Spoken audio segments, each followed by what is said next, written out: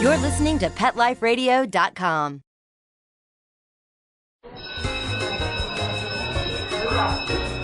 Okay, class, take your seats. I said take your seats.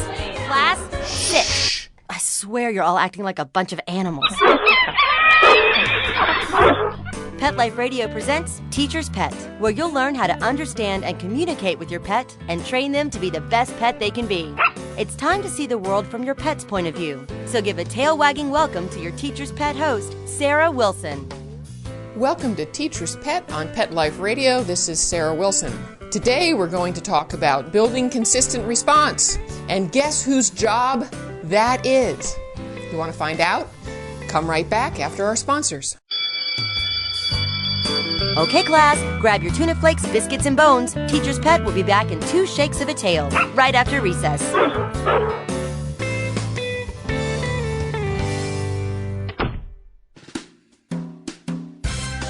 There's nothing like a shaggy dog, baby. They're shagadelic. And this is the place to find out how to have harmony in the household with your pets. Oh, yeah. So stop by our pad every week and get switched on, baby. Switched on to the show that's all about attitude. Oh, behave. With your groovy host, pet edutainer Arden Moore. Yeah, baby, yeah. Every week on demand on PetLifeRadio.com.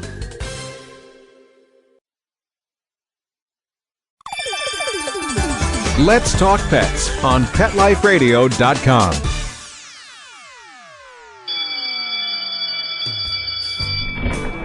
Okay, class, hang up your collars and leashes. Teacher's Pet is back in session.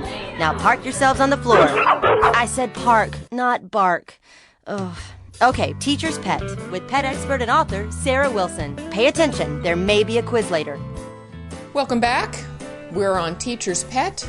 And today we're talking about building consistent response. The first thing you need to know about any command with your dog is that everything your dog understands or doesn't understand about a command he learned from you or from some other human. They have absolutely no opinion about what sit means, down means, come means, stay means until we teach them. So, if your dog is not responding the way you want, guess who has to change something? You do. There's Bracken playing with a jolly ball. Honey, we got to do that a little later. Okay. Your dog doesn't down right away? Then I know as a trainer that you haven't caused your dog to down right away. Dogs respond at the point where you cause it to happen or the point where you reward it. One of the two. So if you say down, down, down, and then your dog lies down and you either stop, oh, good girl. Yeah, my dogs are all lying down now. If that's when you cause it to happen, you actually get up and make them down, often frustrated, then your dog rightfully believes that the command is down, down, down. Many people tell me, well, my dog won't listen unless I get upset or unless I yell or unless I sound strong. No, your dogs have been taught that the only time you get off your duff and make it happen is when you sound angry. And why is that? That's because many of us, particularly women in this culture, have been taught to be patient, patient, patient, and to only assert ourselves when we get angry. So when we get into training and we need to cause things to happen with our dog, we find ourselves getting angry or we wait until we're angry to make it happen. So that's got to be shifted, and it can be shifted. You need to totally disconnect that cycle. The rule is you say it, you do it. You say it, and either your dog does it or you help your dog to do it. There is no third option. All right? Once it's out of your mouth, it is a rule. The reason I am very, very clear about this with my dogs is one of the big reasons that I teach commands at all, besides I have fun doing it, is I want to keep my dogs safe. And these are their emergency breaks. Come, down, wait. And I need to know that in an emergency, they will respond right away. Not on the third command, not after a pause, not with any confusion. To me, teaching my dogs commands is pretty close to a sacred trust between me and my dogs. What I say, you can believe. I will not break your trust by being inconsistent. I will not confuse you by getting angry. I will be 100% clear, as much as any human can be 100% anything. But that's the goal I strive for, because I want my dogs to trust me when I speak to them, and to understand that when I speak to them, it means something, and it means the same thing every time. Imagine you were taking language lessons, and one day the person comes in and says, chair, the next time furniture, the next time recliner. You'd go insane. You're like, teach me one thing at a time. It's hard enough without you mixing it up. And the teacher goes, hey, they all mean the same thing. I expect you to do it, and if you don't do it, I'm going to flunk you.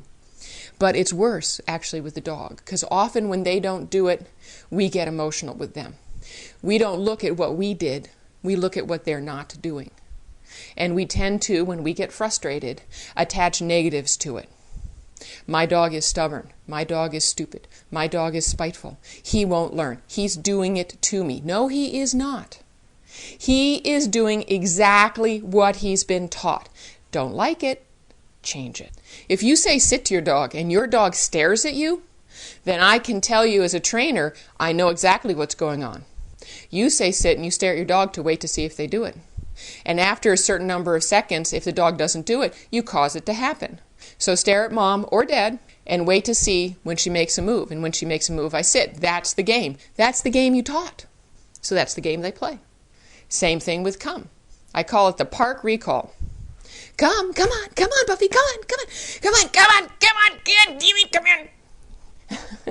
If the only time you get off the park bench or leave your friends at the park is when you yell, then your dogs will only listen to you when you yell. That's entirely up to you. You can teach them to respond to you at a whisper.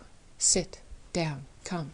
If you cause it to happen then, and if you reward it. Be generous with your rewards, but also controlled. Which means if you want your dog to work for cookies, don't hand out cookies for nothing. If you were trying to motivate some employee with cash, a $20 bill every once in a while, you wouldn't walk by and hand him a 20 every time you walk by and then expect him to care if you hand him a 20 for doing something right, because he's getting a 20 all the time anyway. Same thing with your dog. If you're giving them attention all the time anyway, why should they really care if you praise them? If you give them tons of treats just for being cute, why should they work for the treat, for the sit or the down?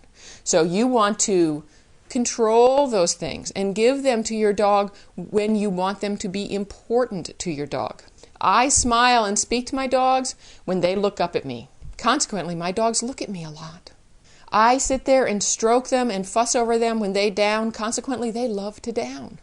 Often when we get into teaching mode, somehow we get rushed and the dog does it and you think, great, I'm going to do it again.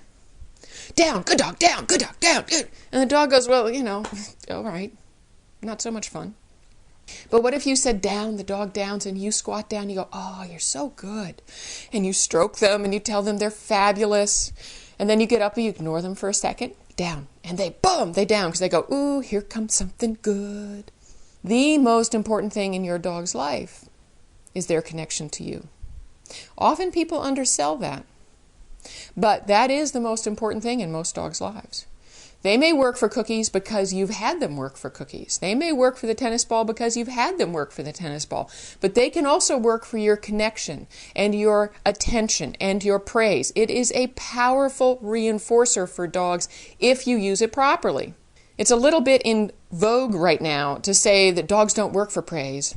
They really work for food best. And this is generally said by people who don't emphasize praise. They don't work with praise. They don't make it a big part of their training. So of course their dog doesn't listen to it. That's no surprise because again, they learn exactly what we teach them. Whatever your dog does when you give them a command, see it as a direct reflection of their current understanding. Nothing more, nothing less. And whatever that current understanding is, figure out, okay, how'd they get it and how can I fix it? It's not a mystery. If they don't respond to the first command, it's because you've repeated yourself. I know you have. Watch yourself. Sit, sit, sit. Very common because with human beings, if someone doesn't respond, we figure they didn't hear us. So we repeat it. And it would be incredibly rude to go over and try to shape the person or place the person into position. It's a whole new skill when you start training dogs. Nonetheless, I say sit, they don't sit. I'm going to go over and gently place them. In fact, I'm going to teach placement as a separate exercise when my dogs are calm so that they totally understand what I'm doing with them. There is no stress. There is no manhandling. It's another way to get dogs used to and accepting handling. I think it's key, it's valuable, and it does not get in the way of learning. It only makes learning better. All right? So teach them how to be placed into a down, how to be placed into a sit. There are lots of ways to do it. I really like the simple sit, which is slight upward pressure equals sit. The only people that shouldn't be using this one are people that are going into the show ring with their dog and don't want their dog to sit when the lead is tensed up. But for most people, most pet owners, we lift up the lead anyway, right? So why not teach the dog what it means? And the way you teach it is you start in the kitchen when all is quiet, you have some treats on the counter, you put your dog on lead, you give slight upward pressure, one finger, just a little upward pressure, all 4 feet on the ground all the time. No choking, no gagging, just a little upward pressure. And tell your dog sit when you give them that upward pressure.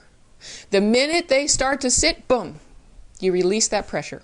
So the dog learns, I can turn that cue off by sitting. Most dogs learn that really, really quickly, and the key is to release any pressure the moment the dog starts to comply. Praise, smile, treat, do it again. So pretty soon, if your dog doesn't sit, say they're at the door and you're opening it and you say sit and they don't sit, you can just reach down, give them light upward pressure. They go, oh yeah, that's right. I got it. I don't want you repeating yourself. There are a couple of reasons for that.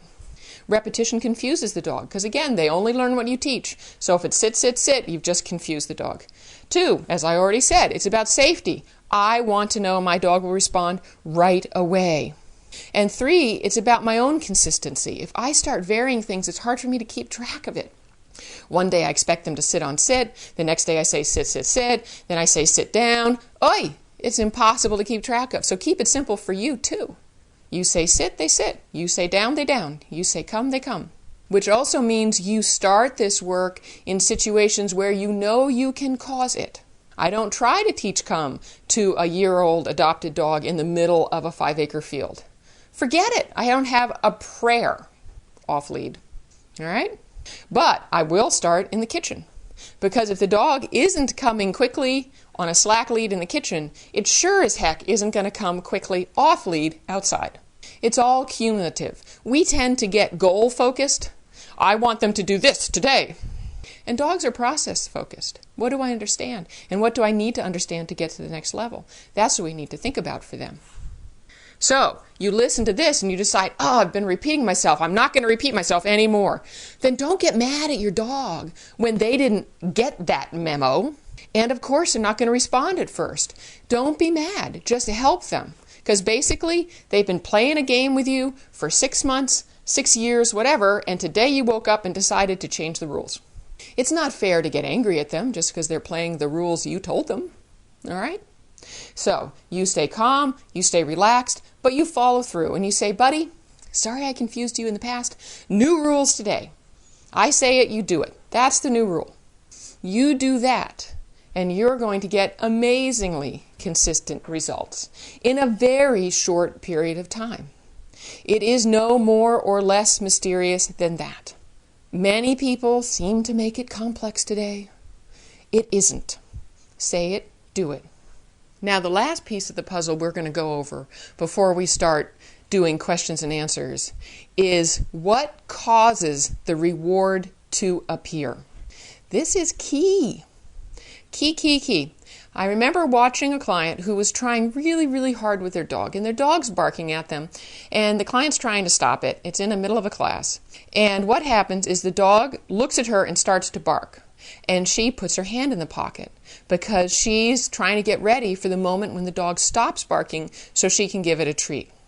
But putting your hand in your pocket is as good as the cookie because the dog knows what comes next. So the dog would bark and the hand would go in the pocket. The dog would see the hand in the pocket, stop for a second, get the cookie, and then start barking again. Why? Because what caused the hand to go into the pocket? Barking. And so, because dogs always go to what they get rewarded for, the dog understood this game to be, I bark like mad, you stick your hand in your pocket, I get quiet, you give me a cookie. That's the routine. Another common one these days are dogs that run up, jump all over you, the person turns away, the dog gets off and sits and gets a cookie and gets praised. Now, what I see all too commonly are dogs think that entire thing is the loop. So the dog jumps up like crazy, you turn away, which is always a precursor to praise and reward. The dog hops off, they get praised in a cookie, and around we go. And people say, he's still jumping on me. And I say, well, of course, because you've got this whole behavior chain started. That's a fine thing to start as a puppy, but you need to move really quickly to any paws touch me, you don't get the treat. And once you change that up, the dog will start to stop jumping. But as long as jumping still leads to the cookie and praise, he'll jump. Because that's fun. That's fun. All right, so you get that idea that whatever causes the treat to appear is the behavior you are reinforcing. So if you keep that in mind, you're going to understand how your dog got confused. So now we're going to hear from our sponsors again, then we're going to come back and go over some questions and answers, and I'm going to show you how the dog got confused and what this person can do to change it up. All right? So stay tuned. Okay, class, grab your tuna flakes, biscuits, and bones. Teacher's Pet will be back in 2 shakes of a tail, right after recess.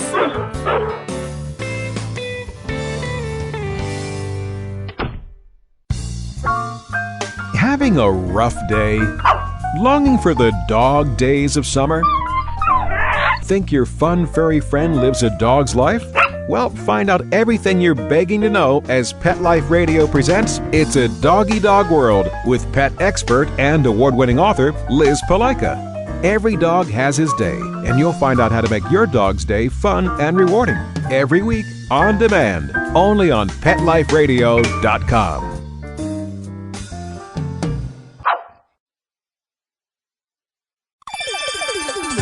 Let's Talk Pets on PetLifeRadio.com.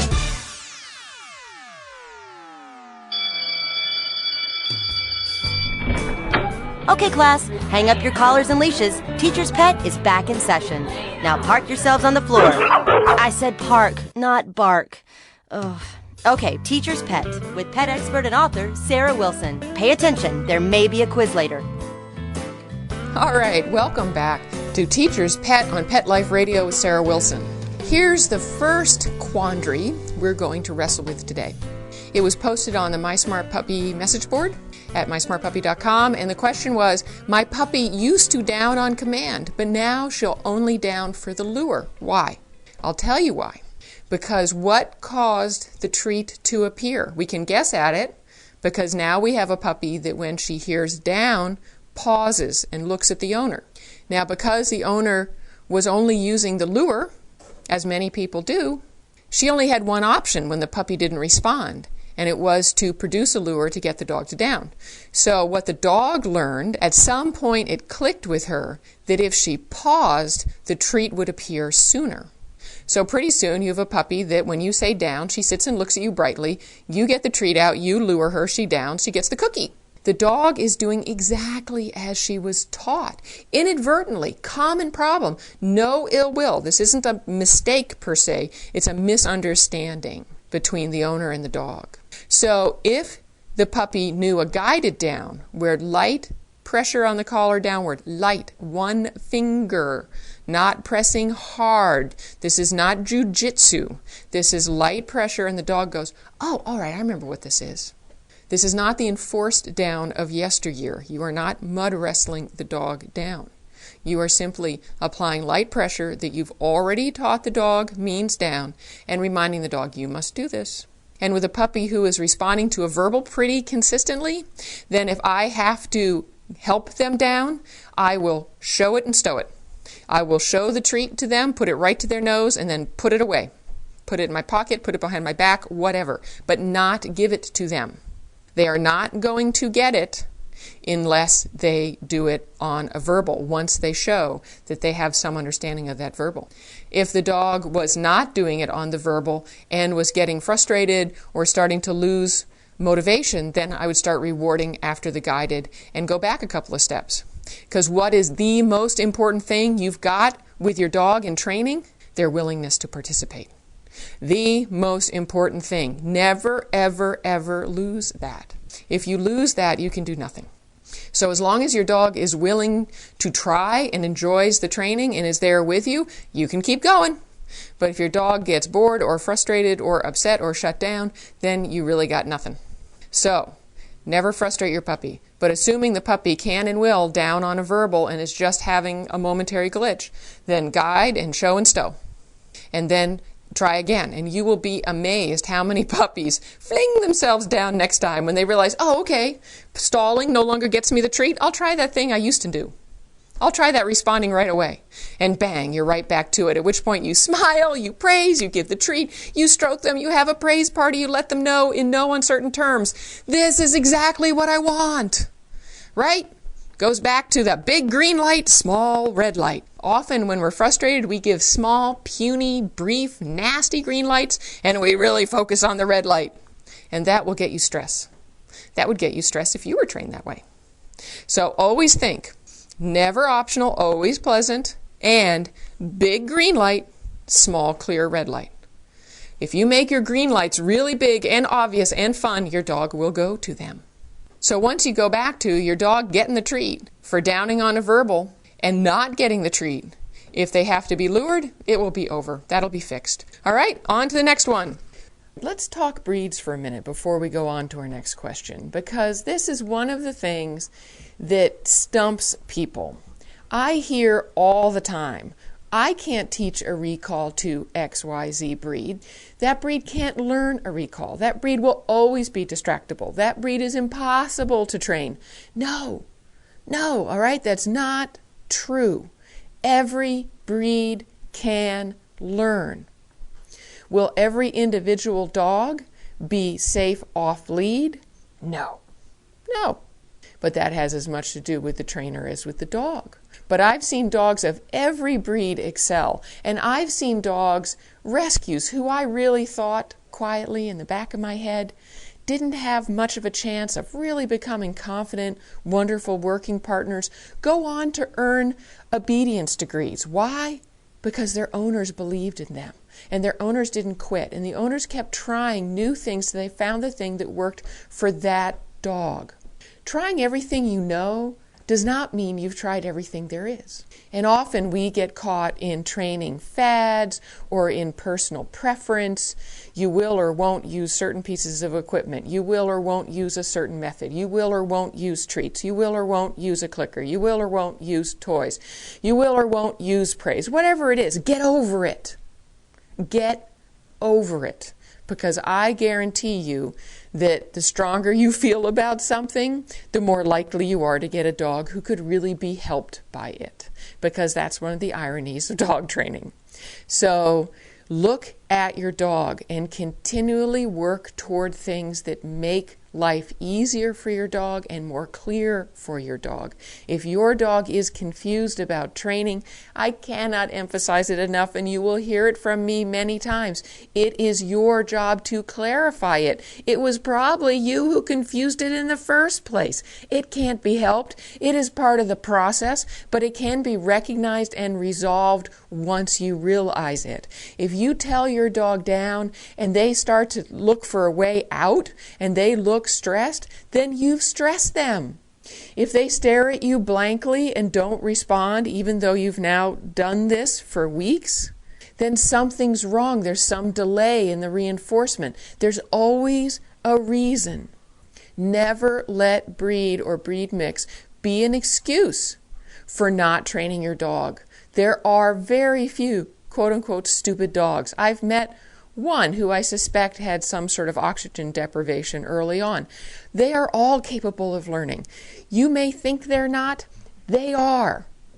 What your dog needs to succeed is someone who believes in them and will keep looking and keep trying till they find a method that works for that dog and for them. A method must work for both ends of the leash.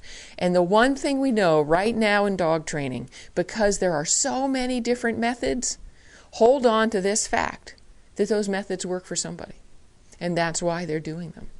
So is there one way to do it? No. Are there ways that you will love and ways that you will hate? Yes, make your choice, follow the road, do the work, and your dog will learn. If you are consistent with what you ask and how you reinforce it, your dog will learn. So, on that note, let's move on to our next question. The next situation is a common problem. It's a dog who gets distracted when out and about. And this happens for a lot of reasons. Number one, the world is distracting and you need to do foundation work to get connection, blah, blah, blah. But in this case, it was a fairly advanced team who was doing very well in competition, still was facing this problem. And what I commonly see at the root of this is that when the dog starts to wander off, what happens? The owner starts to get excited or playful or whatever, and that draws the dog back. So what caused the good thing to happen? Wandering away. Uh-oh. So the dog learns if things are slow or the owner looks tense or whatever, I just wander away, she's going to get downright perky. So instead, what I do is I teach the dog that if I back up and I jiggle the leash, and by jiggle I mean squeeze pulse, it's like the move you use to wring out a sponge with one hand. You just squeeze it. You're squeezing, or if you're riding, it's a squeeze motion with your little finger, you squeeze. The reason I do that is I don't want the dog to lean against the leash and to fight. I want them to think, this is kind of weird, and to turn back to me. So I start that indoors in a calm place, really good treats. The dog gets distracted, I back up, I do the squeeze pulse. The moment I start to see that head even turn to me a little bit, good dog, all right, you're great, woohoo, praise, party, treat, treat, treat, that's great. And then I get quiet again, and I let them get distracted. Then I back up, squeeze pulse, and I wait to see that head start to turn back.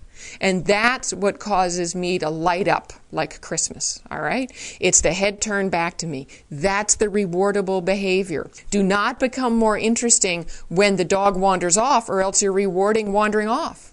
But if you become a party animal when your dog starts to look back at you, your dog is going to be whipping that head back to you so quickly.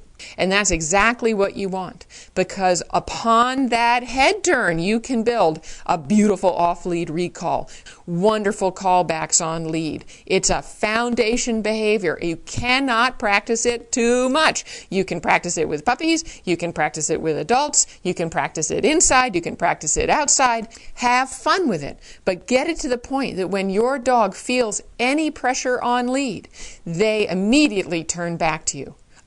That makes life so easy. And I've seen dogs who are very reactive, who have been trained this way. If they all of a sudden lose their mind and lunge at something, the minute they feel pressure on the lead, they immediately come back and reconnect. Perfect. Upon that, we can build. All right? So it doesn't function as a punishment, the leash pressure. It functions as a cue to something positive. It helps your dog get to good and allows you, yet again, to use a small, clear, unemotional red light, that little pressure on the lead, and then a big green light, right? Good dog, all right. Leave your dog in no doubt what it is you want. Now, you don't have to be enthusiastic like me, because I'm a crazy trainer and I'm used to it, but you have to be enthusiastic in relationship to you.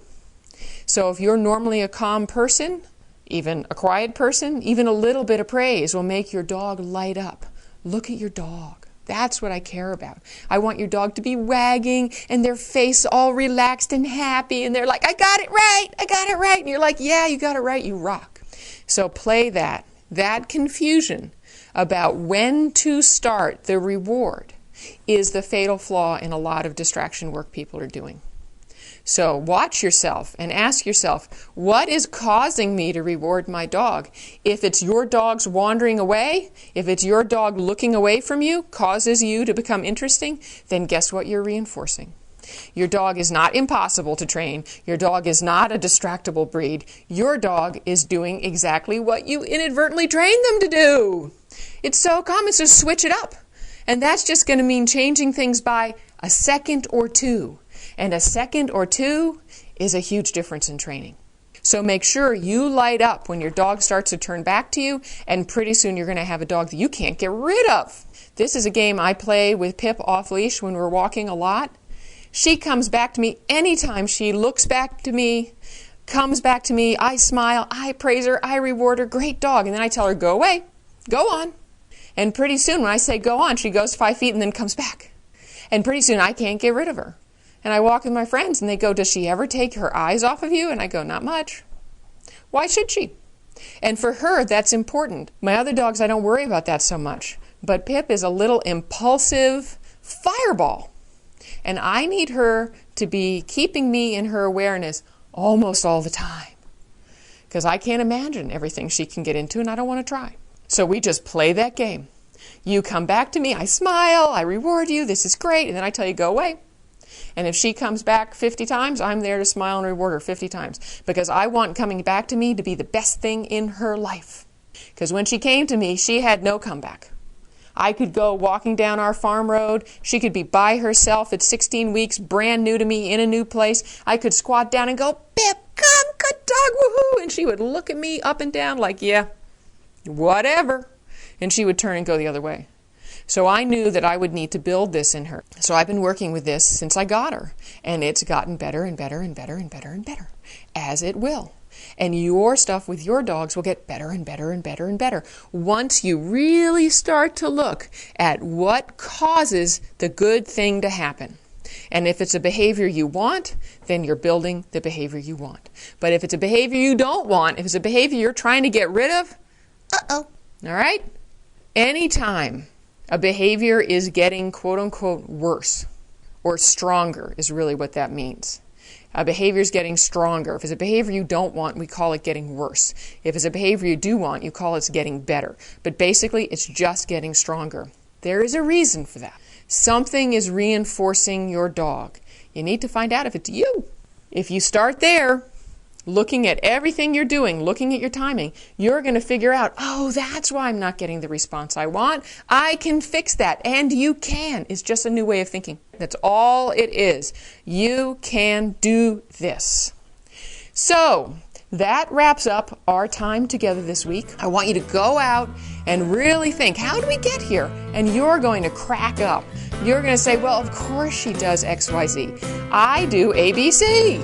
You're going to begin to see that she's just doing what she's trained to do.